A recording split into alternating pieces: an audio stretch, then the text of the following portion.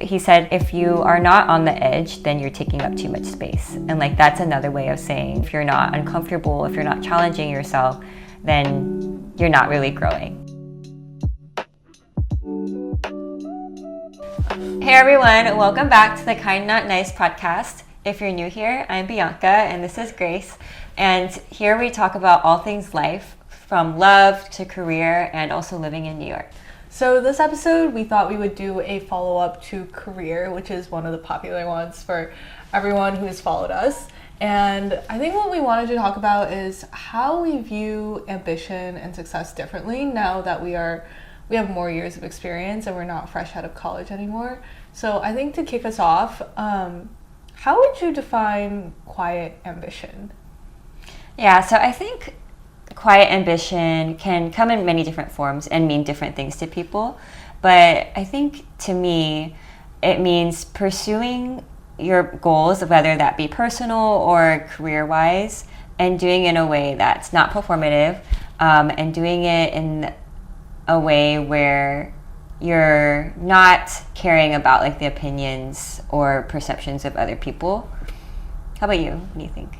Yeah, I think in shedding this sort of like self-conscious feeling about what others are thinking about me, how others are viewing me, and just finding self-fulfillment in the things that I do and trying to achieve things because I want to do them.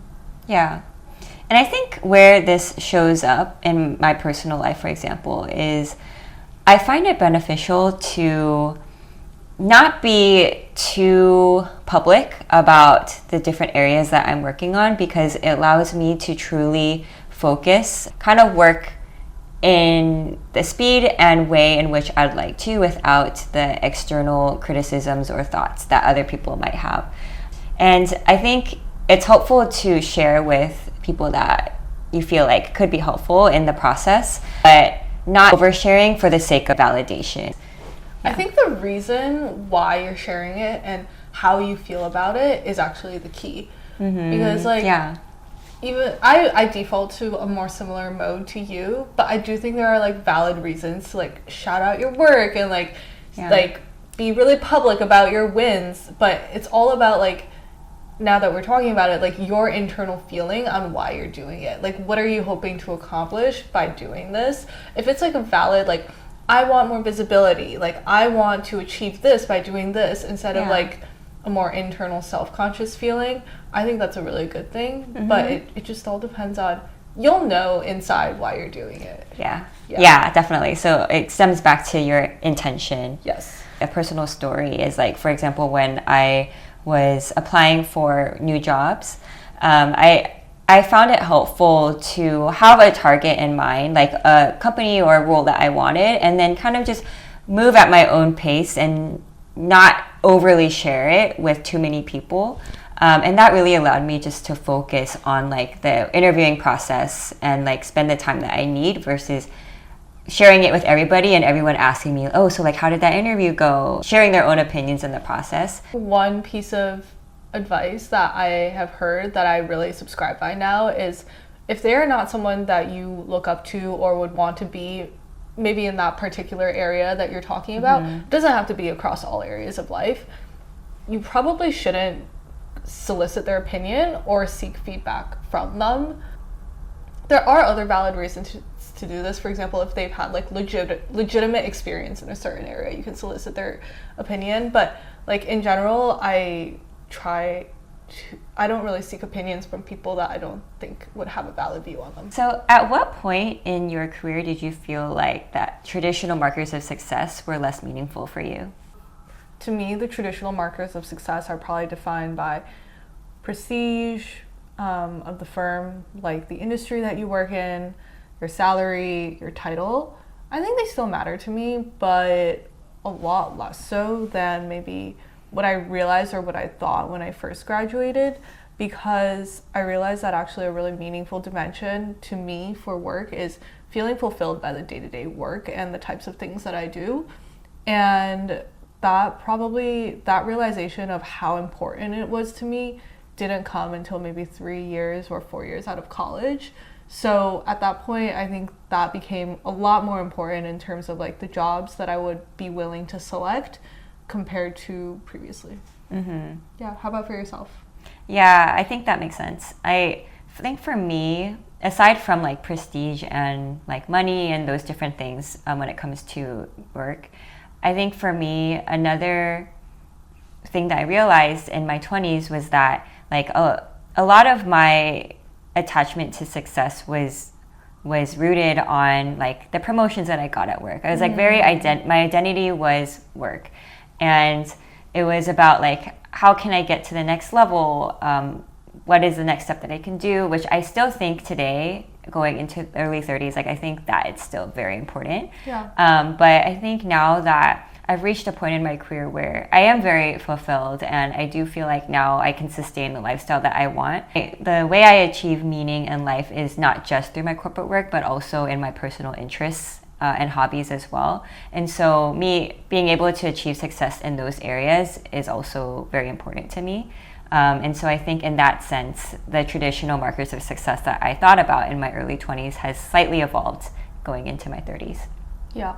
I think that brings us to an important topic, which is like you shouldn't have your entire identity tied to the work that you do.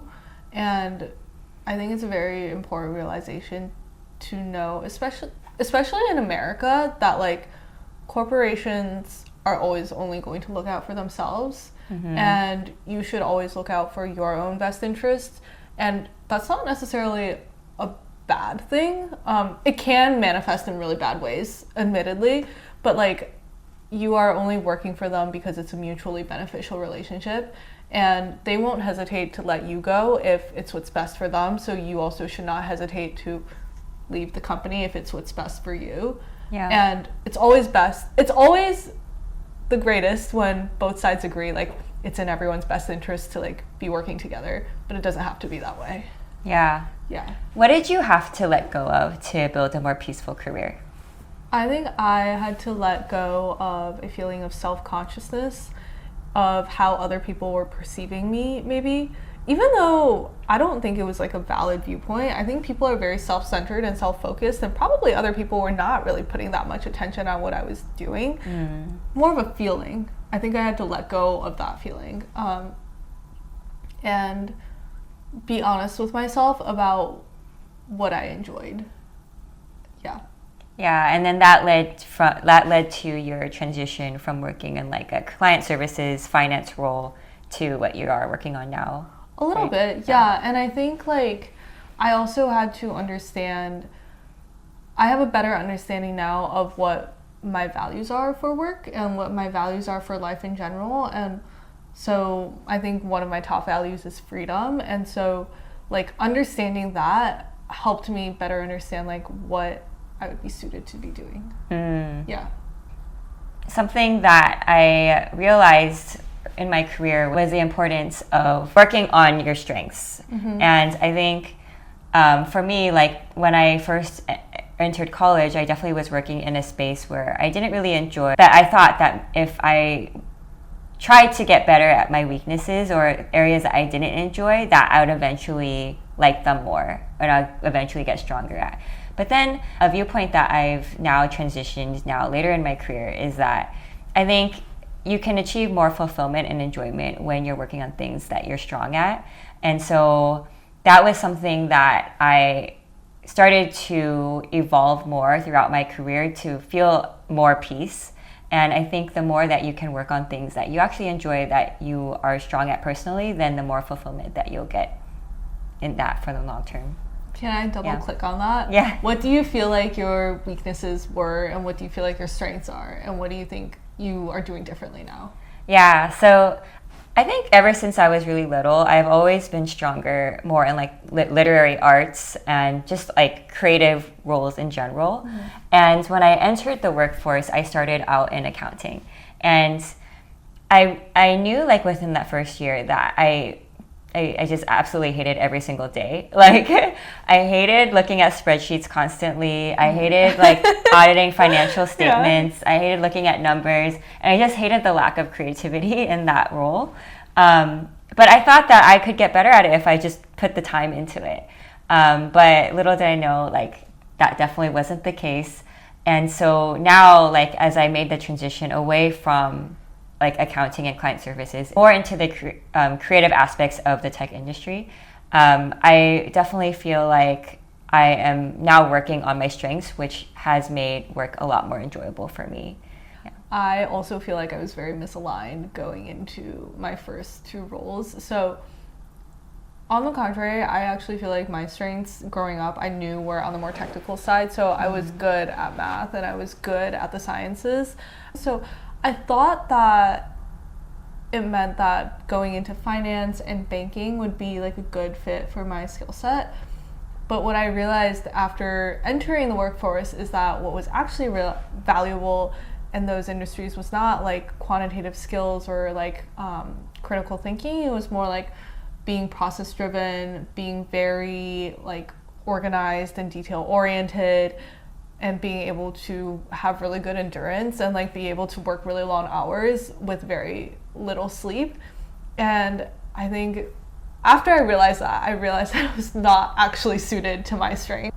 I feel like the type of job that I do now is much more suited in terms of I do get to use like my technical and quantitative skills and my creativity, whereas compared to before I wasn't using that. I think for us both, it seems like switching into the industry that we're in now and being able to work on these more strategic goals and have an impact there seems to be more catered towards our strengths than it was in the past. To wrap up this episode, did you ever feel in your career path that you were receiving pushback from people close to you, whether it be family or friends, and how did that feel to you? Yeah, so I think I definitely felt this early in my career. When I graduated college, I went into accounting, and I think coming from Berkeley, like the typical routes that people often take is like if they're coming from like engineering, they likely went into tech.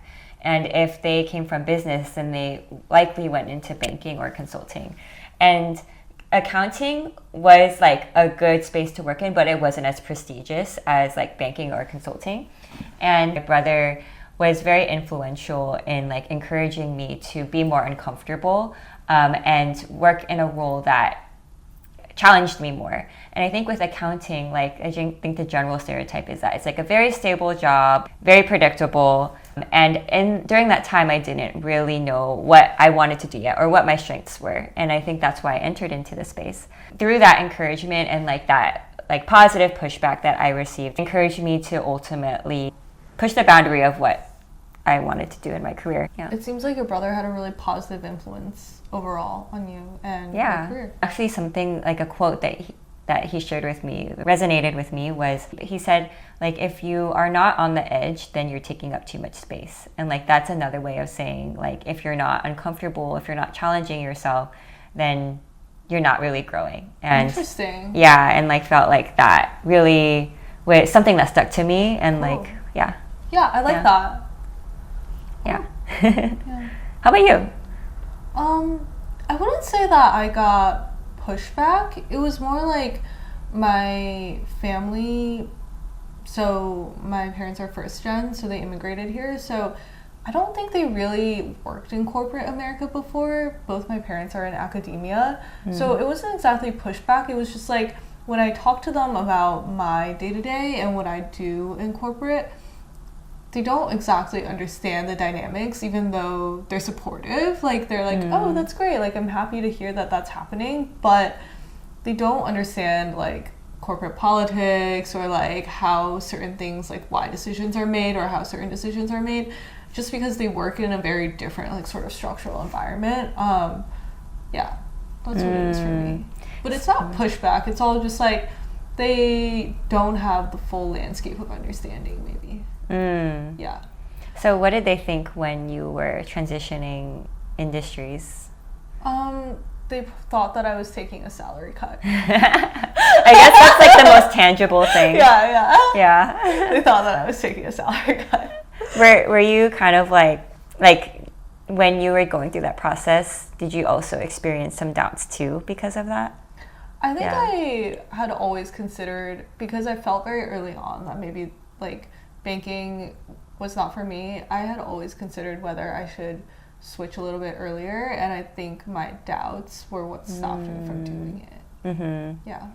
I had to have conviction that it would be better in the long term for me to work somewhere that I felt positive and passionately about, and on something that I felt fulfilled in. And actually that has played out to be true in the years that I have transitioned. Yeah. So I'm pretty happy about that, but it was definitely like a leap of faith moment, I would say.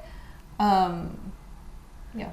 As always, thank you so much for watching. Please find us and subscribe and like on Instagram, YouTube, TikTok, Spotify, and we'll catch you in the next episode. Great.